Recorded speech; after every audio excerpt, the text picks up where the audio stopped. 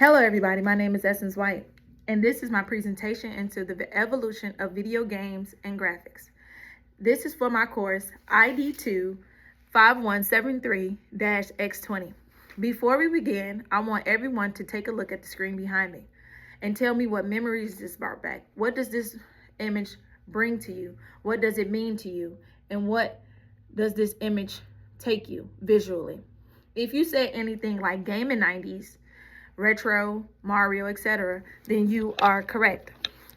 Today, I will be talking about the evolution of gaming graphics using examples from the game such as Super Mario. I will show how 2026 are the results of 40 years of innovation. Closing the gap is something that's really important. Closing the gap from 1995 to 2006. This is basically from abstraction to reality. In 1985, we used our imagination to fill the gaps of a 12-color world. Mario was a collection of dots, flickering symbols of a hero lacking colors and abstraction. By 2020, the gap has been closed. We no longer suggest reality. We simulate it with precision using neural rendering and path tracing. But what is path tracing? An analogy that can help us remember what path tracing is a mathematician solving an equation. The roles of path tracing are it simulates to the physical world. The visual benefits of path tracing is the realistic shadows, waters, and glass that it gives within the game. The efficiency part of this is very slow but heavy on hardware.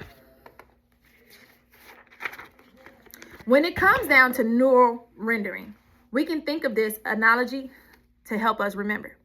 It's like a master artist finishing a sketch in seconds. It is the AI of things. The role is to clean up and perfect the image. Visual benefit is the incredible sharpness and high frame rates. The efficiency overall of neural rendering is extremely fast and saves processing power. When you were little, we thought that things would stay the same in the visual world, technology, games, etc.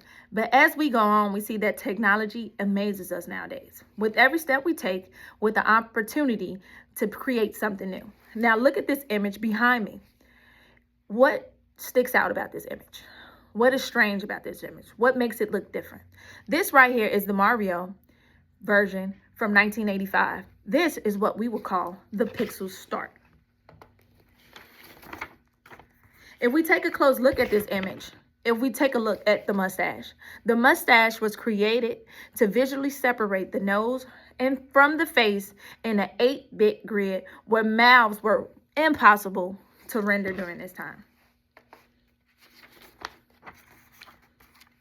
If we take a look at the red cap, we would see hair required complex frame-by-frame animation, so a static hat solved that problem and became so iconic during this time. Now let's move on to the overalls.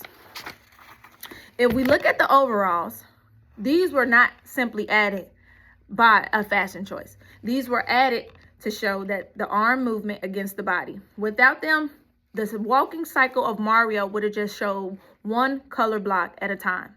So remember, everything that was in the gaming world was there on purpose and not just a fashion choice. But before we move on, let me tell you some nice facts, fun facts at that. When we move on into Mario, a fun fact, did you know that the bushes in the clouds in Super Mario 1985 are the exact same sprite, just colored different to save space on a 40K cartridge? If you look at these trees and you look at those clouds, in the new games, they will be similar. Another fun fact that a lot of people wouldn't know would be that Mario's original name was called the Jumpman. Mario's name was then renamed after Mario Segal, who was the landlord of Nintendo's first American warehouse. When we take a dive into the video game graphics, and taking a look into the popular games such as Mario, we will see that the evolution contains the technology and it has came a long way.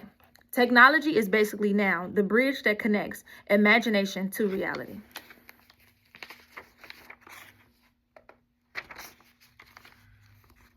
But what is the benefit, you may ask? Understanding how light bounces, path tracing, which that's what it connects to, or how texture reacts to touch isn't just for gamers anymore. The foundation for virtual training can be found in medicine, engineering, and even remote collaboration nowadays. Studying how the developers squeezed such a whole game in 40 KB memory teaches the next generation to be able to be efficient problem solvers as well. So this benefit has helped us from 1985 all the way to 2026. So remember, everything has a reason and everything has a role, and it all connects together. Now, we talked about 1985 and we talked about also 2026. But in between those years, we have some cool graphics that I would like to show you. In 1986, as this image you can see, this is the 1996 Mario. In this 1996 Mario, this is where 1964-bit 3D modeling, low resolution textures can be found. If we move forward to 2002, we can see that in this Mario, which is a difference, we can see that 16-bit focusing on color and detail expands and is allowed for shading during this time. Expressions in diverse environments were also created, as like his horn being shown. Specific games you can find this in would be Super Mario Sunshine. Moving on to 2008, now we can see where 3D geometry is created. It shifted from flat sprites to 3D polygons, introducing depth and camera control during this time. In 2012 and 2017, something spectacular happened. HD is what took over. HD created the focusing on textures. It created high definition of rendering made to make materials like cloth, fur look more tactile. But what is the expectations of all of this technology and the video game graphics, and how does it connect to us? Understanding the history of the prerequisite of design in the future. Graphics evolution is a masterclass in problem solving. It's not about how things look better anymore, but it's about the fundamental shift on how humans interact with digital information all around us and how they can shape everything for their future. Just remember that the goals are the same: to transport us somewhere, visually, mentally, psychologically. As we move on into an era where games are indistinguishable from reality, let's ensure we don't build better pixels, but we also try to build a better picture. Now, let's play a game. Real quick, I'm going to ask you all a multiple choice question. You have 5 seconds to say to find the answer. The first one is, who was the younger brother of Mario? Is it A, Marco, B, Luigi, C, Samuel, or D, Taylor? I'm going to give you 5 seconds. If you said B, Luigi, you are correct. Next question. What is the name of Mario's main enemy? I'm sorry. I gave you the answer. If you said D, Browser, you are correct.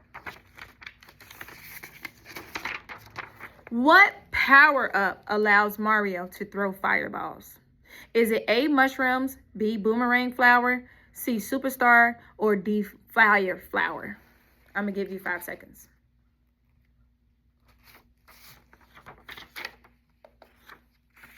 If you said D, fire flower, you are correct.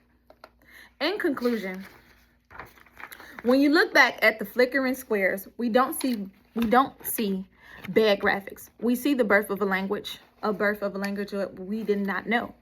We've seen how creative hacks become high-end engineering, and how such things as called the mustache effect, the overall effect, the head effect has taken a global simulation to today. We have officially closed the gap between 1985 to 2026. Now we can focus on not what we can imagine, but also what we can render. As we move forward with this era of photorealism, let's carry the 8-bit spirit innovation with us, knowing that even with the power of path tracing at our fingertips, the most important part of any game will always be the player's imagination and how we can move forward to better the future. Thanks for playing.